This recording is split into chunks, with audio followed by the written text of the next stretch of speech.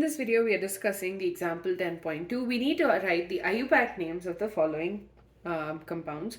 So again, very important that you know what IUPAC or how to write the IUPAC nomenclature. So you can either directly look at the chain and the number of the carbon atoms and then figure out the name of the molecule or the compound. Instead, what I'm going to do is I'm going to write these as carbon chains, which makes it easier to identify the IUPAC name. The first one over here, you have, this is a carbon, so this is the first carbon, this is second, this is the third, fourth, and the fifth. We have 5 carbon atoms. So the first one is a methyl, so CH3. It is attached to the second carbon, which is having a double bond with the third. And then this third one is bound to another carbon atom, which is bound to a CH3, a methyl, a bromine, and a hydrogen atom. The second one and the third one are bound to 2 hydrogen atoms, each bound to a hydrogen atom. So this is the carbon chain. Now, to name this, we need to pick the longest chain. So this is 1, 2, 3, 4, and 5 carbon atoms long. Now we need to number it.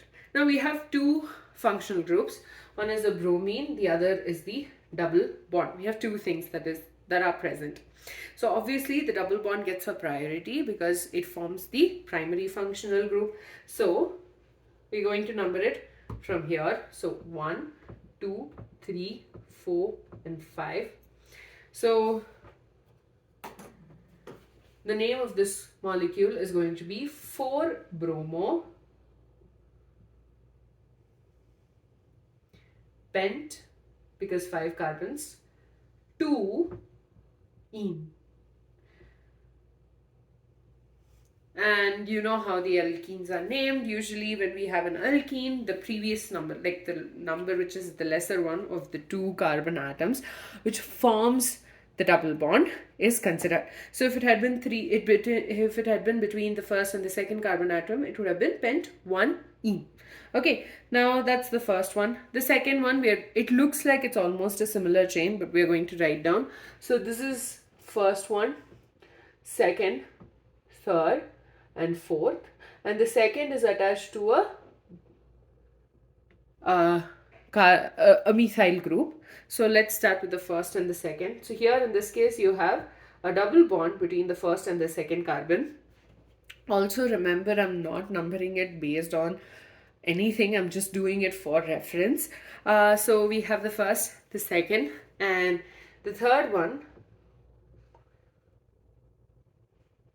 The third one is attached to a bromine and a CH3. So CH3, Br, and a H. These are also attached. So the first one is attached to 2 hydrogen atoms, so H and a H. Whereas the second one is attached to a methyl group. So we're going to write CH3. Now, there are 2 ways that we can form so first of all, the longest chain in this case is going to be 4 carbon atoms long. So it can be 1, 2, 3, 4, or it can be 1, 2, 3, and 4. And the reason we will pick 1, 2, 3, and 4 is because of the double bond. The double bond has to be a part of our main chain. That is the rule. Again, go back to looking, just revise those basic rules of nomenclature and you'll find all of these questions very easy. So again, we'll give priority to the double bond itself. So 1, 2, 3, and 4. So at the second position, we have a methyl group. Third position, we have a bromine. And because of alphabetical order, bromine gets the priority. So 3-bromo, 2-methyl,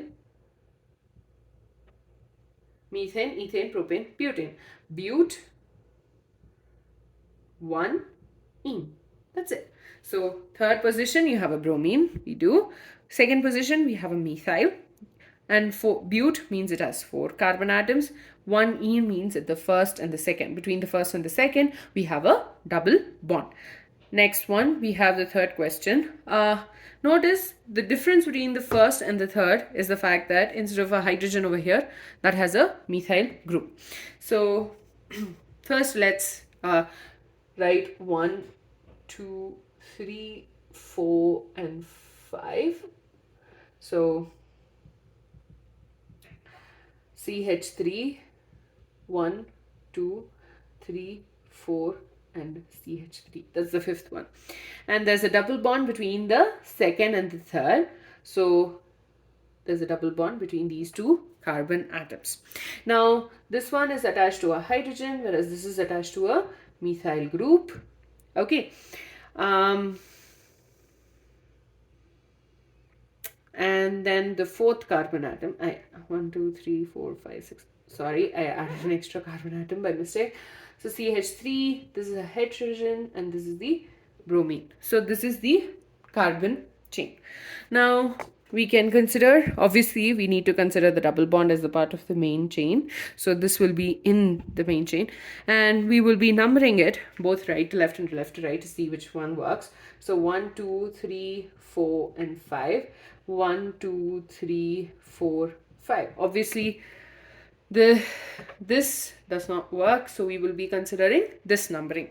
So we have a double bond between the second and the third carbon, and we have a methyl group at the third and a bromine at the fourth carbon atom. So 4 bromo, 3 methyl, and 5-membered chain. So pent, second, 2 ene. That's it. Next one, question number 4. You have 1, 2, 3, 4. Okay. So first carbon, that is a CH3. Then you have the CH double bond. Okay. Then this carbon atom is bound to a CH3 over here. And then this is also bound to another carbon atom which is attached to bromine and a CH2.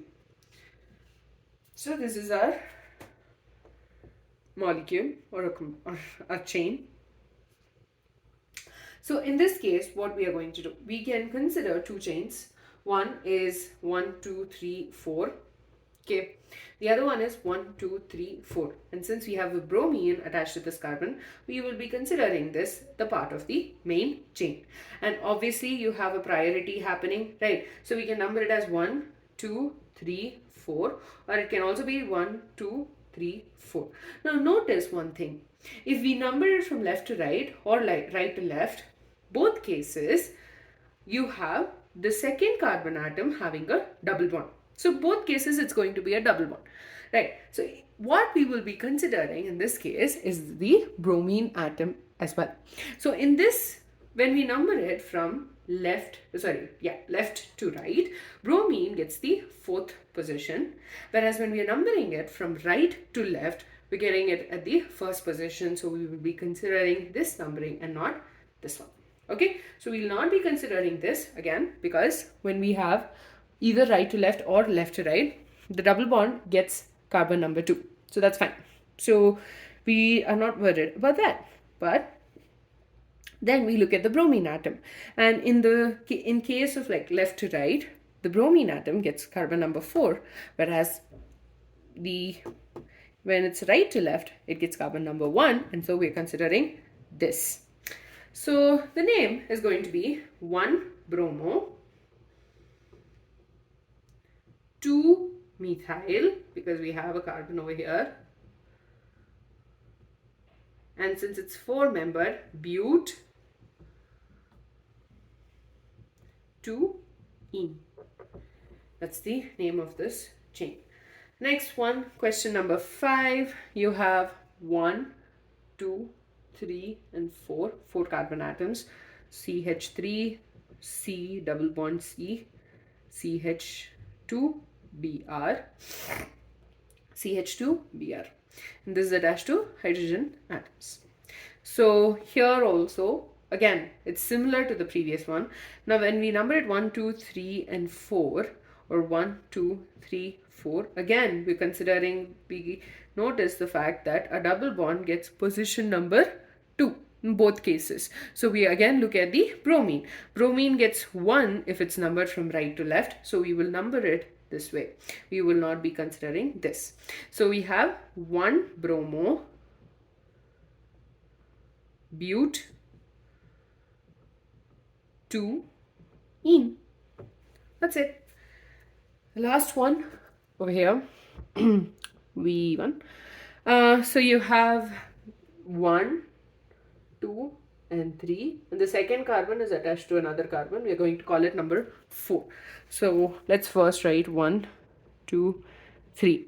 There's a double bond between the first and the second, so let's do that. And it's obvious that the first carbon atom is attached to 2 hydrogen atoms, so CH2.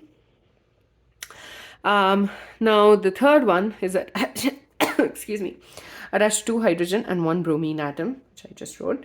And then you have the second one attached to 1 methyl group. Now there are 2 ways, 1, 2, 3 or 1, 2, 3, and we're obviously going to be considering this chain because of the double bond. And the numbering is going to be 1, 2, and 3 because double bond gets more priority over the bromine atom. So 3 bromo, 2 methyl, prop,